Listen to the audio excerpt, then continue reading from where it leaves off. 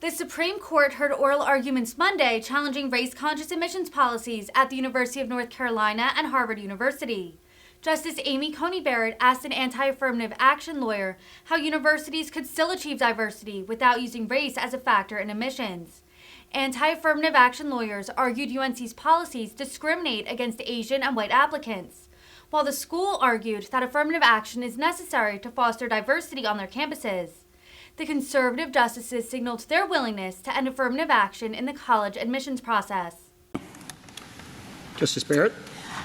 Mr. Strawbridge, do you agree that universities have a compelling interest in the educational benefits of diversity writ large, not just racial diversity, but having, difference of genders, different religions, different viewpoints in the classroom because of the educational benefit of bringing different perspectives to bear in a question? I don't think the compelling interest question can be answered apart from what the policy that's being considered is. In this case, we don't think it's an interest that is compelling enough to justify a racial I understand that, but do you agree, let's take the compelling away from it. Do you agree that they have an interest in? Sure. I have no doubt, and I agree that universities have an interest in the broadly defined, in achieving the kind of broadly defined diversity that is talked about sometimes in Grutter and sometimes in the brief. And how would you suggest that they go about achieving that? Like, let's say that you prevail, but universities still have this interest in assembling diverse classes, full of students that bring different experiences and perspectives to bear,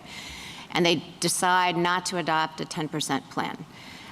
So I assume it's all done then in holistic review.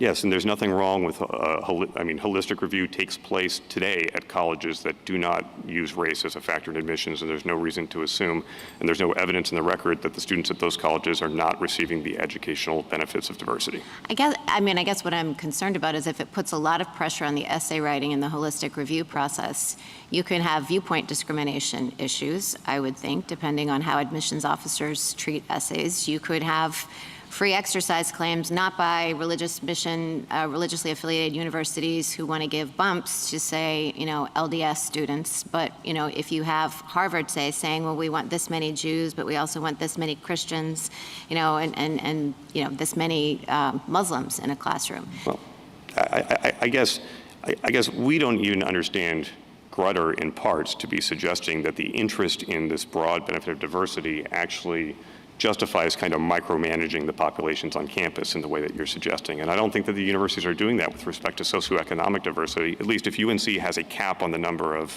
socioeconomically challenged students that they're willing to admit. They haven't said that. So I'm not sure that it follows that, on a scenario where we prevail, that it's going to affect one way or another the holistic admissions process. Florida is holistic.